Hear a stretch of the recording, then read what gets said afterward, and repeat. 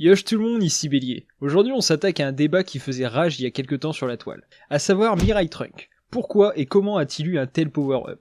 Maîtrise-t-il ou non le Genki Dama? Et d'où lui vient cette aura bleutée? C'est encore une fois un épisode de théorie. Je ne prétends pas détenir la vérité absolue et les propos que j'avance ont pour seul but de générer des débats, ou au moins de vous ouvrir l'esprit aux théories. Bon, on commence tout de suite avec un petit rappel. Qui est Mirai Trunks?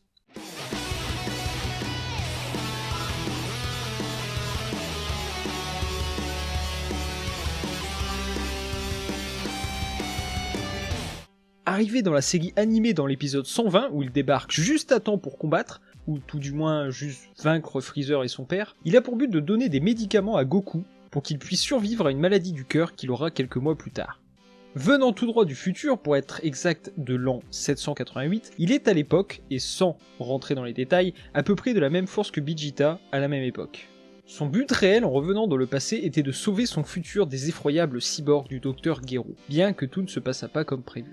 Suite à un entraînement dans la salle du temps, il augmenta son potentiel au maximum qu'un Super Saiyan 1 puisse aller. Alliant les plus grosses techniques que la Team Z ait pu inventer, comme le Kamea, le Final Flash ou le Masenko, Trunks était et est toujours l'un des Saiyans ayant atteint le plus haut niveau de puissance de tout l'univers Dragon Ball. Et c'est ainsi qu'il put retourner dans son futur, vaincre numéro 17 et numéro 18, ainsi que Cell. Voilà pour les grosses lignes de son histoire durant DBZ. On va pouvoir commencer à parler de Dragon Ball Super maintenant. Donc Mirai Trunks de Dragon Ball Super. Il est jusqu'à preuve du contraire le même que celui de Dragon Ball Z. Son comportement ayant que très peu changé, il reste bien fidèle à l'image que toute personne de plus de 20 ans avait lors de sa première rencontre avec lui. On le retrouve d'abord dans son futur, où il est assailli de coups par Black Goku, qui s'en sert pour s'entraîner et pour avoir l'occasion d'utiliser le Zenkai, qui, je le rappelle, lui permet à lui et aux autres Saiyans de devenir plus forts lorsqu'ils frôlent la mort. Mirai Trunks, toujours soucieux de sauver son présent, qui n'est autre que notre futur alternatif, pas vraiment notre futur, mais on en reparlera dans une autre vidéo. Bref, voulant sauver son monde, Trunks décida de retourner dans le passé, donc notre présent, afin de demander de l'aide à Goku et ses amis. Après de moultes péripéties, toutes plus maladroites les unes que les autres, #Mafuba, j'ai oublié les Senzu, Trunks obtient un pouvoir très spécial qui lui permet de couper en deux un dieu, qui n'est autre que la fusion entre Zamasu et Zamasu. Oui, mais encore une fois on y reviendra dans une autre vidéo. Le manga papier arrivant, tout nous sera expliqué bien plus en détail. Ce pouvoir que tout le monde surnomme sans vraiment y réfléchir le Genki Dama, mais dans une épée, qu'est-ce que c'est? C'est justement ça que je vais tenter de vous expliquer dans cette vidéo. Et waouh, que cette intro était épiquement longue.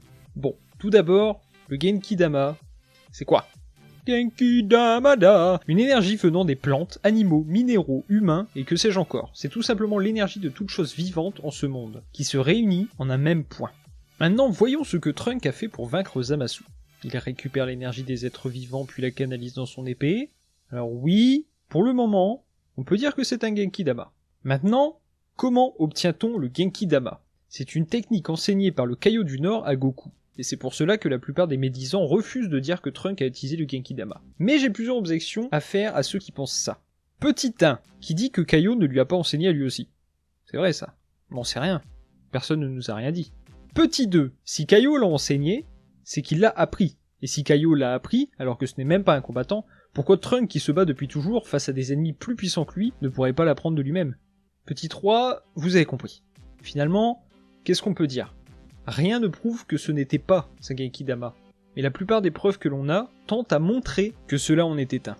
Bon, on n'a pas réussi à prouver que l'attaque qu'utilise Trunks pour trancher Zamasu est un Genki Dama. Du coup on va passer à la suite, à savoir qu'est-ce que c'est que cette aura bleutée autour de lui, et comment tient-il tête à des ennemis bien plus puissants. Ok, let's go.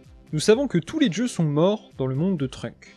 Si tel est le cas, ils sont donc dans le royaume des morts, à moins que celui-ci n'ait aussi été détruit par Zamasu, mais rien n'y fait référence. On part donc du principe que ce n'est pas le cas.